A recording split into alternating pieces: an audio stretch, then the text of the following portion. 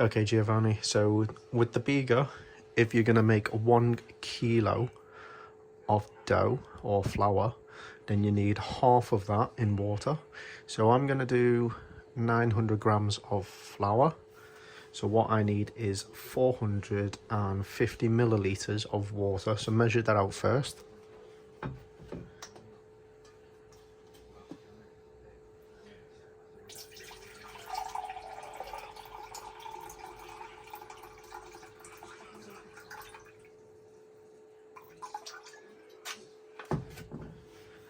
So that is, well, 455, roughly there or thereabouts.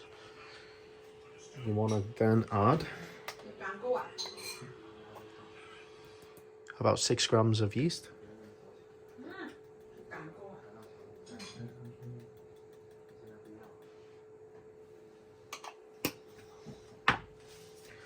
You got your 6 grams of yeast. Then you're going to add about 10 grams of sugar.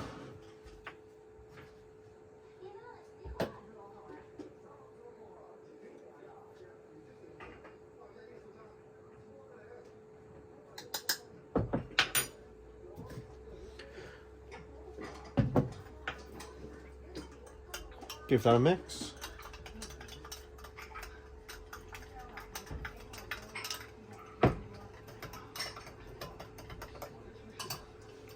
Leave that aside to bloom.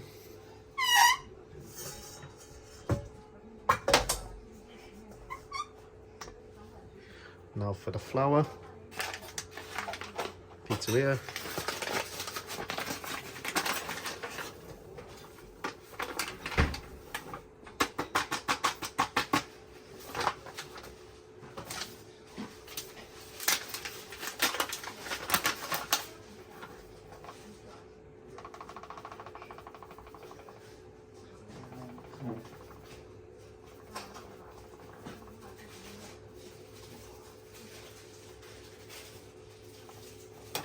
That's my 900 grams.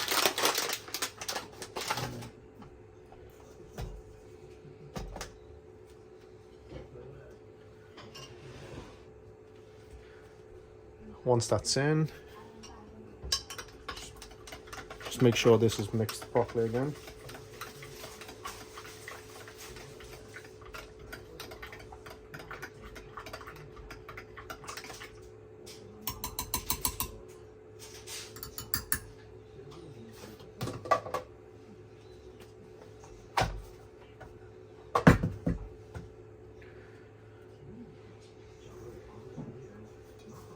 Pour it in.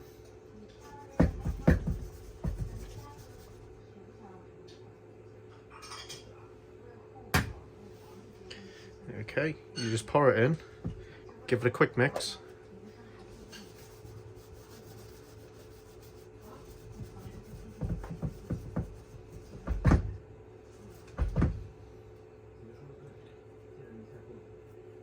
Not too much, just a quick mix.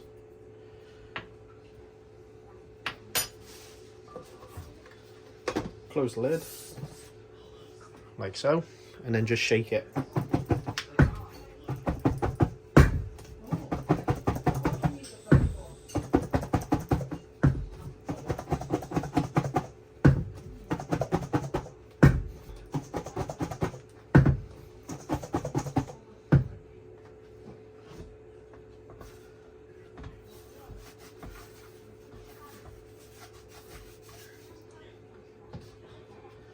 And what you want to end up with is almost like stringy breadcrumb type structure.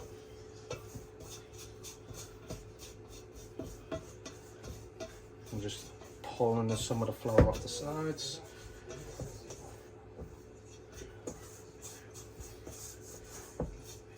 And the idea is you get this shaggy, stringy kind of structure.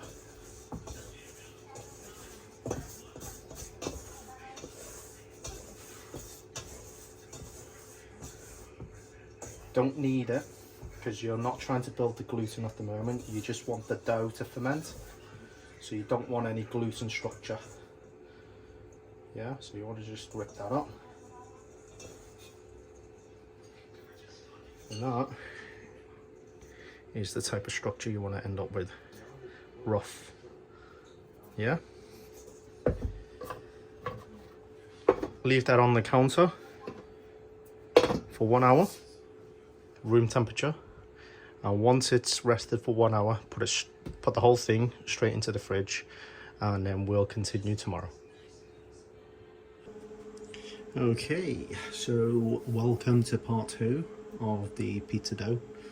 So what we got here is the Biga that we made yesterday, and that's been fermenting in the fridge. Yeah, it smells like alcohol, so that's all you need there. Biga. Then you're gonna need some table salt, just normal table salt is fine, some water, and some olive oil.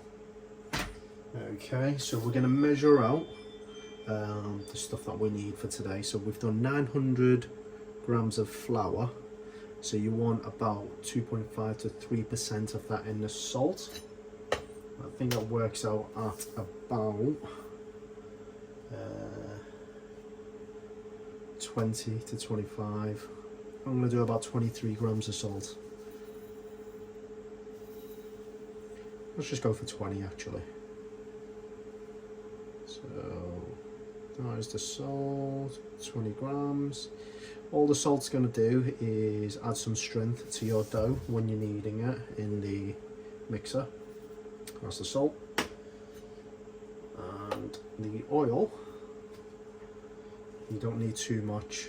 I'm only going to do about 6 to 7 grams.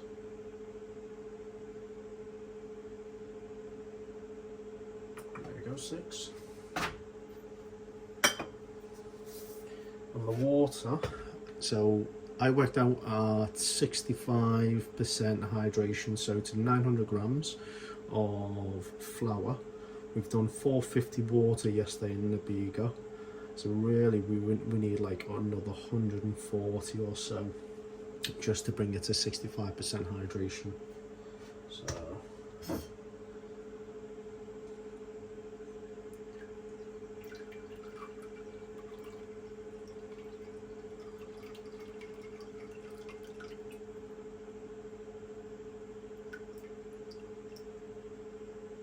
that's 139, 140, bang on. So keep that aside. We've got some plastic tubs ready because we need to separate the dough later. So what you need to do is start loading up the mixer with the Biga, and ideally you want it in small chunks like so. It just makes it easier to rehydrate. So just small chunks. And you can just see here it's starting to develop a little bit of strength as well. So we want that in our pizza dough mix. It just means that it's so much more easier to control when you're stretching it. And with more strength, you're going to get a lot of rise when it's cooking, and it's going to blow up like a balloon for that Neapolitan style. So just whip this up nice and slow. So there's 2 ways you can usually do what we call the bulk ferment. So you can knead the dough as it is in this mixer, and then have one big massive bulk dough, put it back into this container, seal it, and then put it in the fridge for another day or so. And then when you go to cook, 5 hours before they cook, divide them into balls and put them in the container and let them prove for another 5 hours before you cook them. Now I'm gonna put them straight into the containers after I've kneaded them. I find that it's so much more easier to manage when you decide on how many pizzas you want. So tomorrow, if I only want to make 3, I'll just take 3 out the fridge and then just allow them to prove to room temperature for 5 hours and then cook them. And I can keep the remainders in the fridge fermenting for another day or so before I use them. So it's just a little bit more flexible when you do it this way. If you bulk it, then obviously you're going to have to cook them all at once, which we tend not to do, because we only go for like 3 for meal times anyway. So this is nearly all out.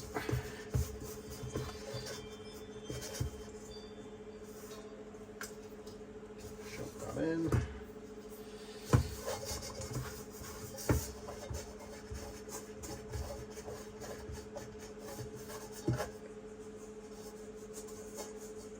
The tatty bits in there. Right, so you need to add about 2/3 of the water and then put it on a slow speed.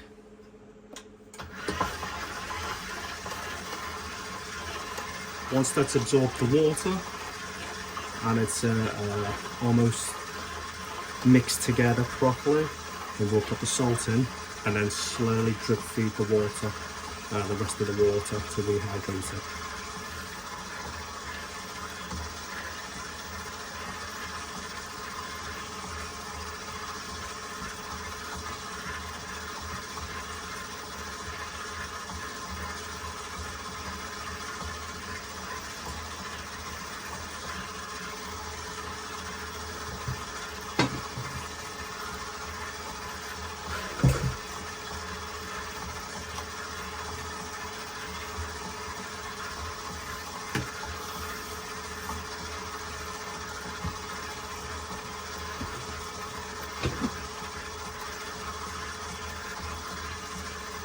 So it's absorbed some of that water and it's becoming a little bit more of a dough. So we're just going to speed it up.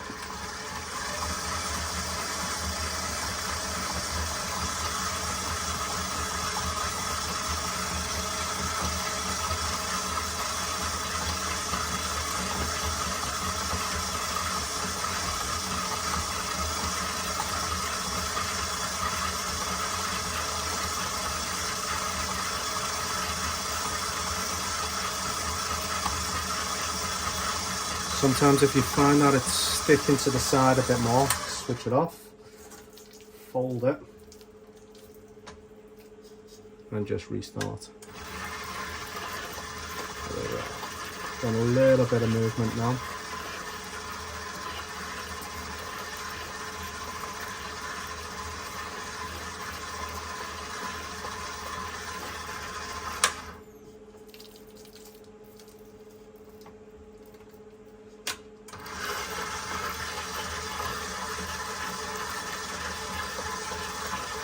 I'm just going to leave that to go for a second.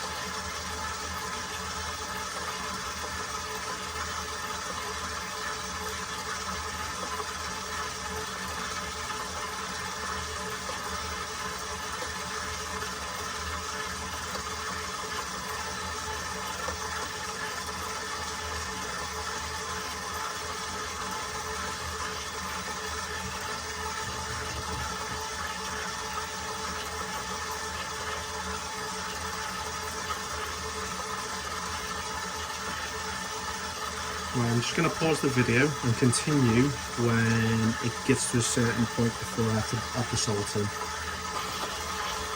Okay, so that has been kneading for a good 3 or 4 minutes, and as you can see, the dough is starting to form into a ball.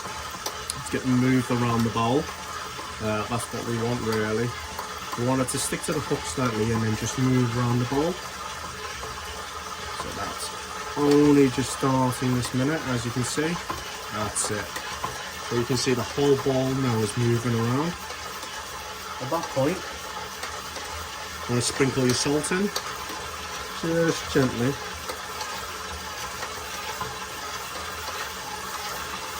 So what the salt's going to do is actually help with the gluten development and give it a little bit more strength. So the dough itself is not that hydrated yet. We still got the rest of the water to put in. One of the biggest mistakes is putting too much of the water in too quickly. So that's why we put half in, get to this point, add the salt so it gets absorbed and it brings out a little bit more of that water content. And then we'll slowly drip the remaining bit of water to bring our dough to the desired hydration levels. So as it's moving around like a ball, it's stuck to the dough hop quite nicely. So then we'll just drip a little bit of water in.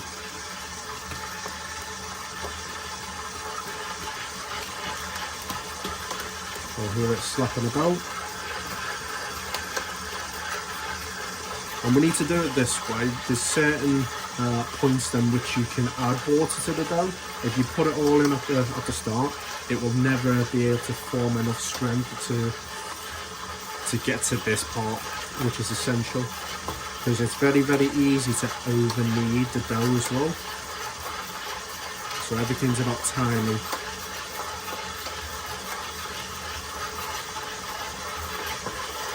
So when this gets grabbed by the by the dough hook again, then we'll add a little bit more. So it's getting hooked over, just moving as one big ball again. Just a few more minutes, and then we can add a little bit more water.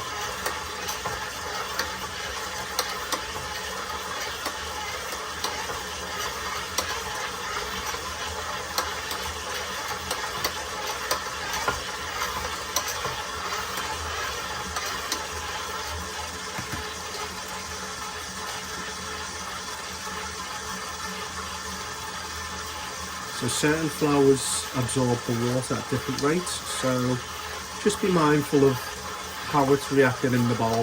If it's managing to attach itself to the hook and move it around quite comfortably, then we know we can add a little bit more water.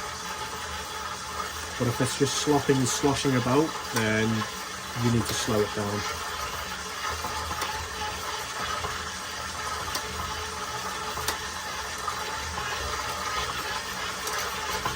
It's looking good. A little bit more. Just all of the water.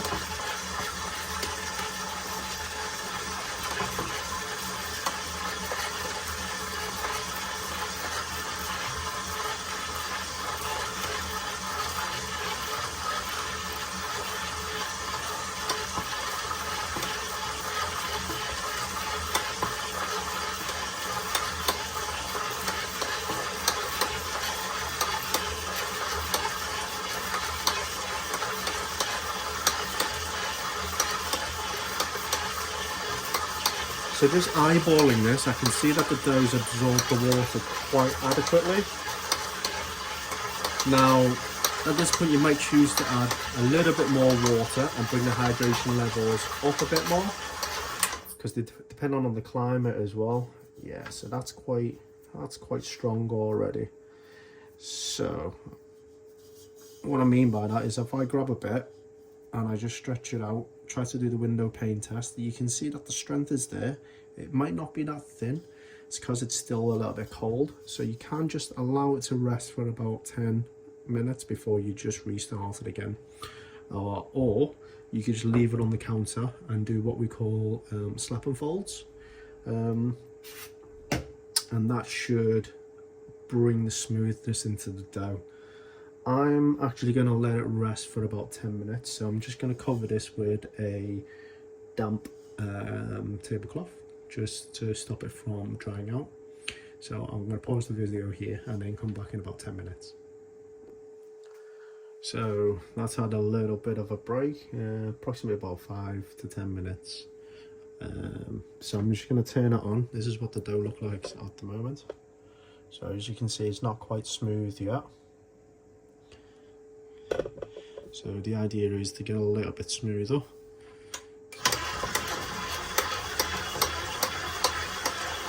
It's smoothing out lovely.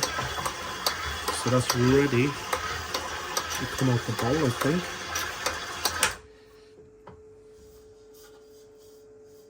So you can do a slight window pane test, and as you can see, it's got great strength.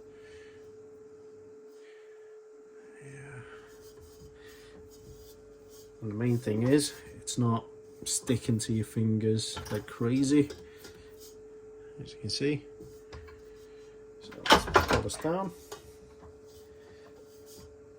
I'm going to prepare this workstation. Oh, actual fact, I need to put some oil in it. So turn that back on. Forgot the last part, the olive oil. So the last part, you just pour half of this in. And just keep the remaining bit. So that can just go on your work surface.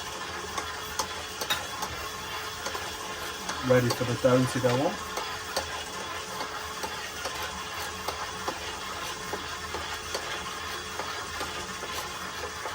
Turn this up a bit.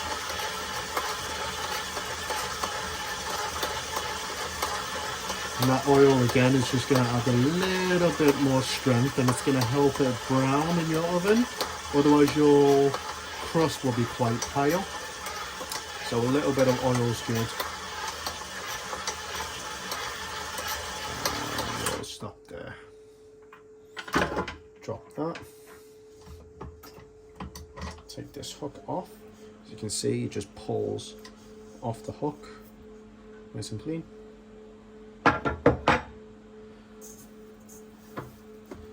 Pull the whole dough out.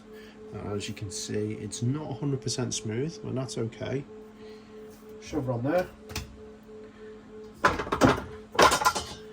And just let that rest for another 10 minutes. Back to the next part. So that's been rested. As you can see, it's still a little bit shaggy. What we're going to do, remain of the oil, all your hands, tap tap tap. This is called the slap and fold technique. So all you do, lift the dough off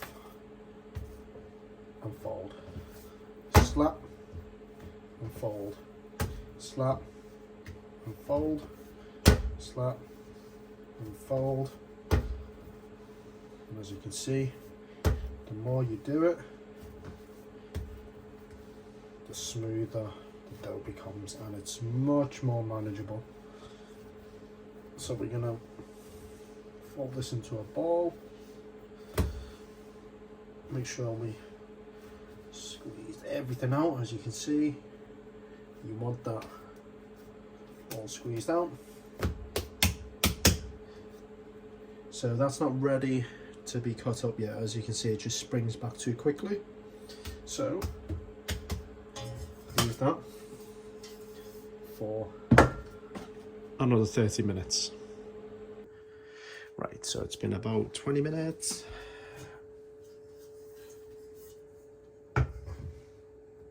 Yeah, nice and relaxed now. The bounce back is a lot slower.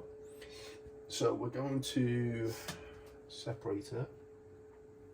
Let's get these tubs ready. So what you want to do is put a couple of drops of oil in there.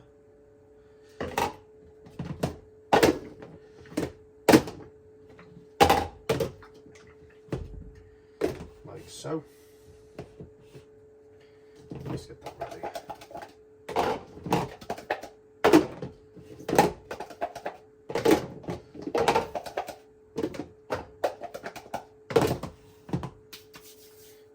Hands.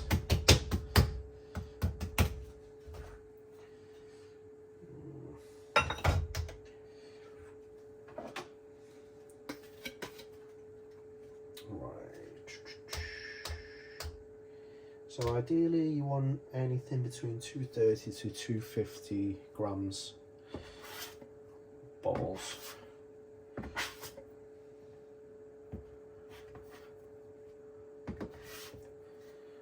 So if you look at the structure here, nice and strong, so you've got your nice gluten skin, and inside is like full of air pockets, so that is what you want. That ball is 270. I think we'll leave that for the time being.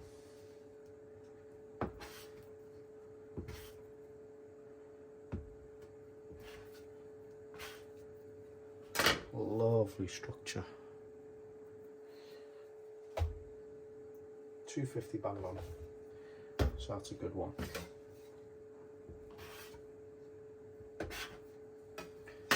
This will be about 280. Oh, 260. Good one.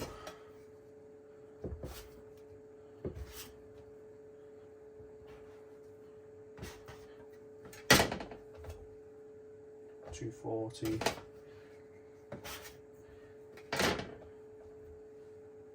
$260.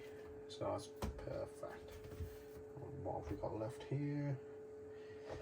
500. So bang in the middle.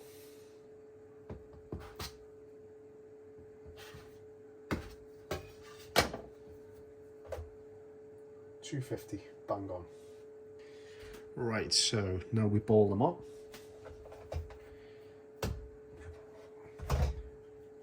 So to ball them up, it's exactly how it sounds. All you want to do is grab that, so the skin that's on the outside stays on the outside, fold it in on itself, fold it in on itself, fold it in on itself, and there you want to close up the ball like so. And that lovely high gluten skin wants to stay on the outside like so. Put that in the top.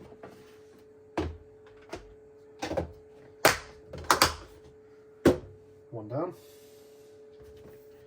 So as you can see, skin stays on the outside.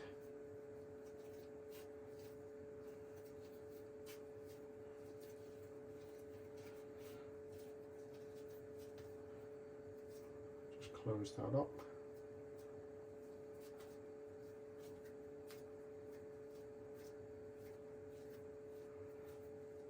Lovely ball.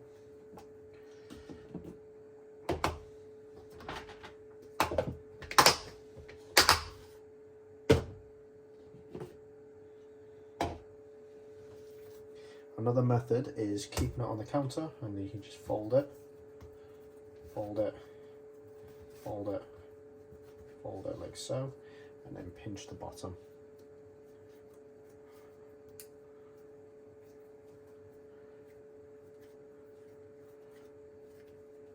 Like so.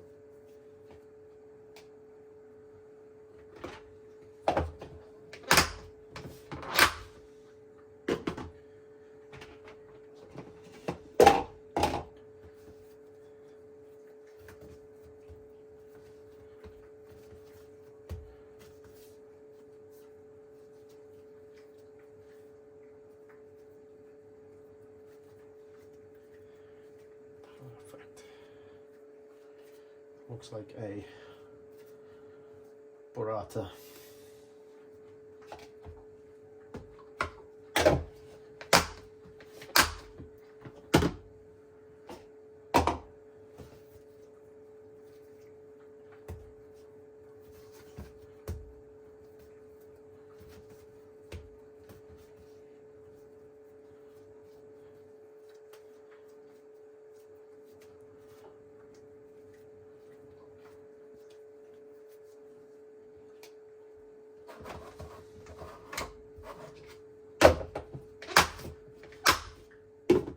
One.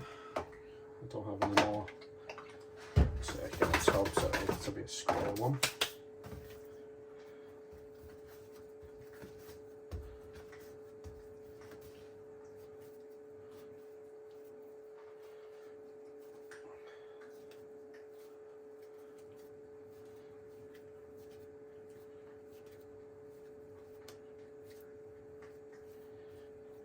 Lovely.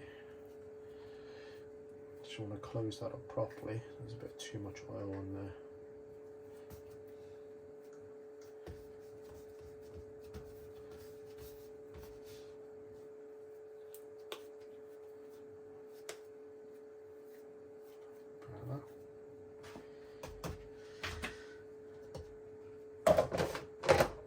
And there you have it. Dough ball's all done.